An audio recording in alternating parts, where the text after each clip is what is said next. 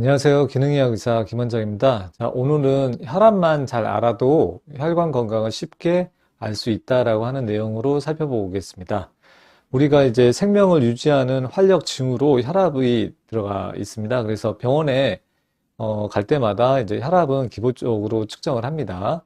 그리고 우리가 이제 또 혈관 건강 상태를 확인하기 위해서 건강 검진할 때 비싼 그 MRA를 한다든가 경동맥 초음파를 한다든가 또 심장 혈관을 확인하기 위해서 관상동맥 CT를 한다든가 뭐 이런 검사를 할 수 있는데 그 전에 내가 이제 혈관 건강 상태가 괜찮은지 이 혈압을 좀 더 자세히 분석을 해보면은 혈관 건강을 알 수 있습니다. 즉 동맥경화 여부를 알 수 있다는 것이죠.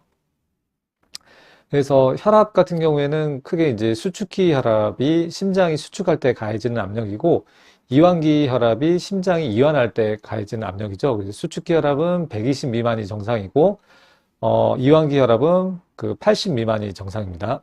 그렇게 해서 혈압계로 이렇게 측정을 하게 되면은 맥박수가 나오는데 이거는 분당 심장 박동수인데 이제 1분에 한 60에서 100회 정도 뛰는 거죠. 그리고 맥압은 수축기 혈압 빼기 이완기 혈압을 하면은 맥압이 나옵니다.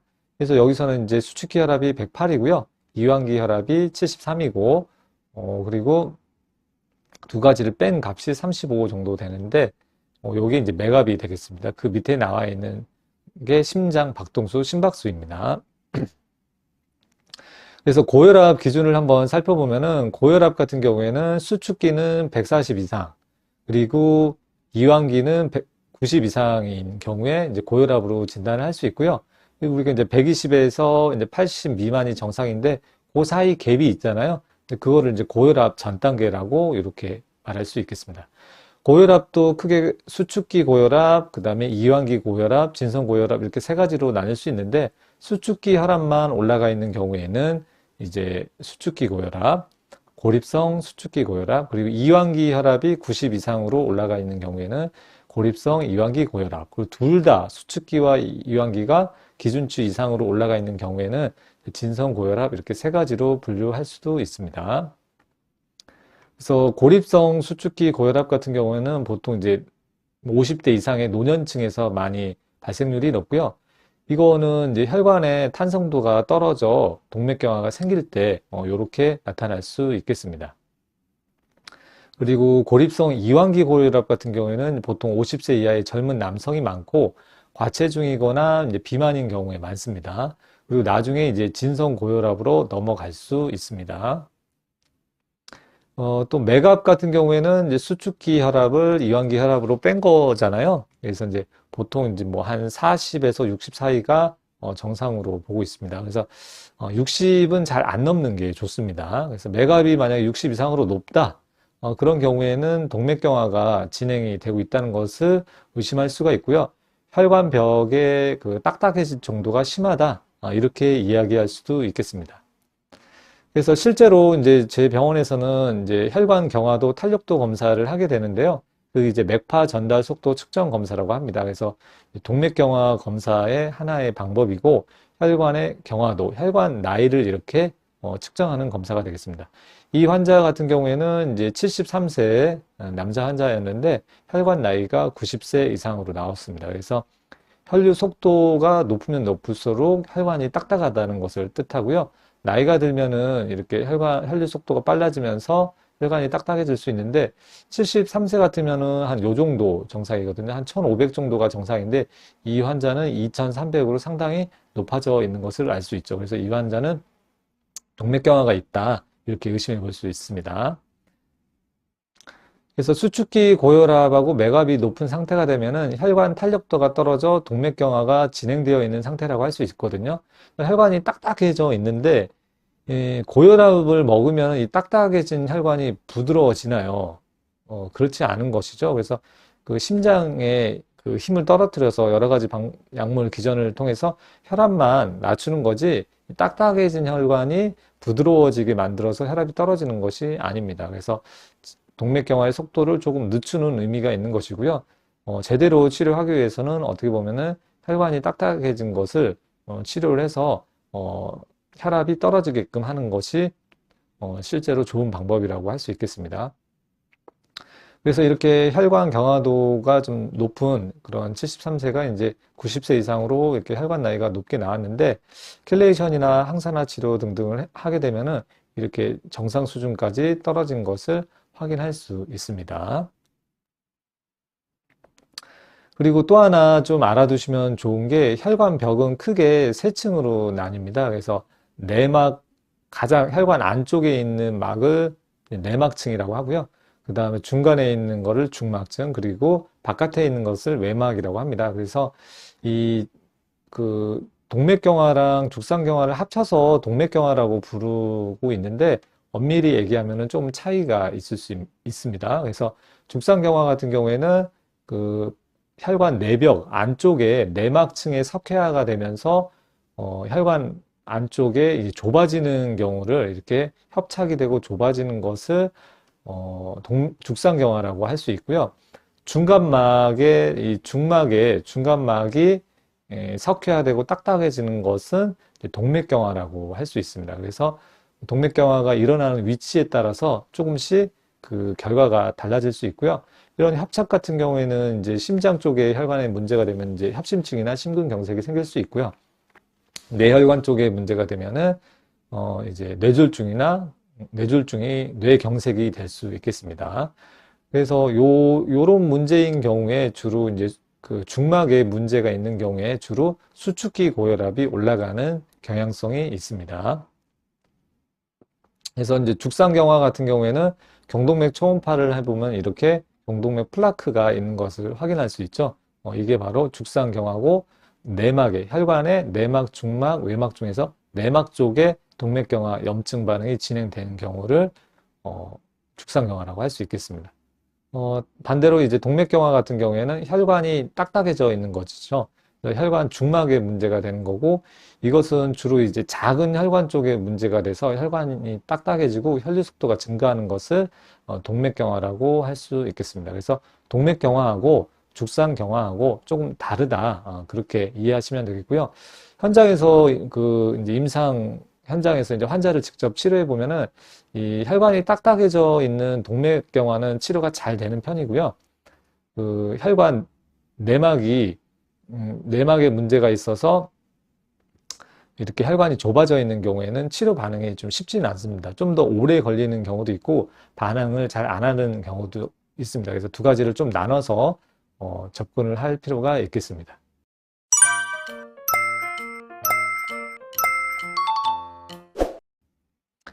그리고 추가로 혈압에 대해서 또 살펴볼 사항이 두 가지가 있는데요. 양팔의 혈압 차이도 중요합니다. 그리고 발목과 팔의 혈압 비율도 상당히 중요하거든요. 요것도 이제 집에서 측정을 해가지고 결과를 한번 비교해 보면은 혈관 건강 상태를 아주 잘 이해할 수 있겠습니다. 그래서 양팔의 혈압 차이 같은 경우에는 수축기 혈압, 좌측하고 우측의 그 혈압 차이가 수축기 혈압이 20 이상인 경우, 또 이완기 혈압이 10 이상 차이가 나는 경우에는 동맥경화 가능성이 있습니다. 그래서 꼭 양팔 혈압도 측정을 해봐야지 되고요. 이렇게 차이가 많이 나는 경우에는 동맥경화나 축상경화가 있을 수 있으니까 그런 검사를 좀 적극적으로 해보시는 것이 좋고 필요하다면은 예방적인 치료도 잘 받으시면 좋겠습니다. 그리고 이제 발목 혈압과 팔 혈압의 비율에 대해서는 이거를 두 가지, 즉 발목 혈압 나누기 팔 혈압을 하게 되면은 앵클 브라키얼 인덱스라고 해서 ABI라고 하거든요. 요거에 대해서는 제가 예전에 자세하게 한번 다룬 적이 있거든요. 네, 요거를 보시면 되는데 또 찾아서 보라고 하면 잘 안 보잖아요. 네, 그러니까 한번 리뷰를 좀 더 해보겠습니다. 그 팔에 비해서 발목 혈압이 지나치게 낮으면 하지동맥의 죽상경화를 의심해 볼 수 있습니다. 반대로 발목 혈압이 지나치게 높으면은 이것도 역시 하지 동맥의 동맥경화를 의심할 수 있는 소견이라고 할 수 있겠습니다. 그래서 적절하게 비율이 돼야지 너무 지나치게 높거나 지나치게 낮은 경우에는 동맥경화가 진행되고 있다고 할 수 있겠습니다. 이렇게 해서 이제 팔다리 혈압을 여기가 우측이고 여기가 좌측인데 동시에 네 군데 혈압을 재볼 수 있으면 제일 좋죠. 그래서 이렇게 측정을 해봤을 때 팔 혈압 중에서는 높은 거, 그리고 다리 혈압 중에서는 낮은 값을 계산을 하면 되고요. 그래서 발목 혈압 나누기 팔 혈압을 하면 되는데 133 나누기 152를 하면은 그게 한 0.88 정도 나오거든요. 그래서 0.9 이하로 떨어지는 경우에는 동맥경화 가능성이 상당히 높다고 할 수 있습니다. 그래서 적극적인 그 예방 치료가 필요한 상태입니다. 이렇게 팔다리 혈압을 동시에 재면 좋은데 네 군데를 동시에 재려면 혈압계가 뭐 두 개, 네 개가 필요할 수 있죠. 그래서 최소한 두 개는 있으면은 한쪽씩 재볼 수 있을 것이고요. 가장 좋은 거는 이제 동시에 측정하는 게 좋은데 정 안 되면은 나눠서 이렇게 측정해서 한번 비교를 해보는 것도 방법이 되겠습니다. 그래서 이게 발목 팔 혈압 비율이 정상인 경우에는 1.0에서 1.4, 즉 똑같거나 아니면 40%까지 다리 혈압이 높은 게 정상인데요. 이제 경계는 한 0.91에서 0.99까지는 경계로 보고 이제 주의를 해야겠죠. 하지만 0.9 이하로 떨어지는 경우에는 말초 동맥 질환이 의심이 된다고 할 수가 있겠고요. 1.4 이상으로 오히려 높은 경우에도 지나치게 높은 경우에도 말체 동맥 질환을 의심해 볼 수 있겠습니다. 그래서 발목 팔 혈압 비율과 생존율을 보면은 0.85 이상인 경우에는 이제 생존율이 아주 높습니다. 예. 그래서 거의 10년이 지나도 80% 가까이 생존율이 높고요. 근데 0.4에서 0.85가 되면은 거의 이제 60% 이하로 뚝 떨어지고요. 이 비율이 이제 0.4 이하인 경우에는 10년 후 생존율이 40% 미만으로 떨어집니다. 그래서 상당히 중요한 지표니까 본인들의 그런 발목, 팔 혈압 비율을 주기적으로 체크해 보는 것을 추천드릴게요. 그리고 혈관이 안 좋아도 느끼는 증상이 없으면 괜찮다. 뭐 아는 게 병이고 모르는 게 약이다. 뭐 이렇게 생각하시는 분이 있을 수 있는데 그 증상에 따른 말초동맥 질환 생존율을 보면은 정상인 경우에는 이렇게 5년 생존율이 이제 90 가까이 되고요. 증상이 없는 경우에도 이렇게 5년 생존율이 거의 80% 밑으로 이렇게 떨어지는 것을 알 수 있습니다. 그래서 증상이 없다고 해서 생존율에 영향이 없는 게 아니고요. 증상이 있는 경우에는 거의 60% 수준까지 이렇게 떨어지는 것을 알 수 있죠. 그래서 이런 그 생존, 그 사망률이나 생존율하고 상당히 밀접한 게 그 발목, 팔, 혈압 비율이니까요. 주기적으로 꼭 체크해 보시길 바랍니다. 그러면은 발목 혈압이 무조건 높을수록 좋은 거구나 이렇게 생각하시면 안 되고요. 가장 그 건강하게 오래 사는 구간은 이렇게 U 쉐입으로 되어 있습니다. 그래서 모든 사망률 같은 경우에도 가장 낮은 구간이 1에서 1.4 정도가 가장 낮은 구간이 되겠습니다. 그리고 심혈관 사망률 같은 경우에도 가장 낮은 구간이 1.4에서 1.0에서 1.4 정도 되는 구간이니까요. 본인이 어느 정도의 혈압 비율이 나오는지 체크하는 것은 상당히 중요한 지표가 되니까 꼭 측정을 해 보시길 바라겠습니다. 그래서 이제 그 발목, 팔 혈압 비율 또는 이제 맥압을 측정하거나 수축기 혈압이 높은지 등등을 확인하기 위해서는 혈압을 일단은 제대로 측정을 해야겠습니다. 그래서 이제 팔 혈압을 잴 때도 의자에 앉아서 등받이를 하고 다리를 꼬지 않고 그리고 팔의 높이는 이제 심장 높이로 맞춰가지고 측정을 하는 것이 좋겠죠. 그리고 발목 혈압을 측정을 할 때는 복숭아뼈 안쪽으로 이렇게 밑으로 지나가는 후경골 동맥을 측정할 수도 있고요. 그리고 발목 앞쪽으로 지나가는 정경골 동맥을 측정을 할 수 있습니다. 그래서 두 가지를 측정을 해가지고 혈압 차이가 나는지 체크해 보시는 게 좋겠습니다. 그래서 오늘 내용을 좀 요약을 해 드리면은 맥압이 높으면은 즉 맥압이 뭐였죠? 수축기 혈압 빼기 이완기 혈압이잖아요. 그게 이제 60 이상으로 높으면은 동맥경화를 의심할 수 있고 혈관이 딱딱해져 있을 가능성이 있습니다. 그리고 양팔 혈압이 20 이상 차이 나는 것도 상지에 동맥경화를 의심해 볼 수 있고요. 발목 팔 혈압 비율이 0.9 이하로 떨어져 있으면 동맥경화를 의심해 볼 수 있고요. 그리고 발목 혈압이 8에 비해 40% 이상 1.4 이상으로 높아도 동맥경화를 의심해 볼 수 있고요.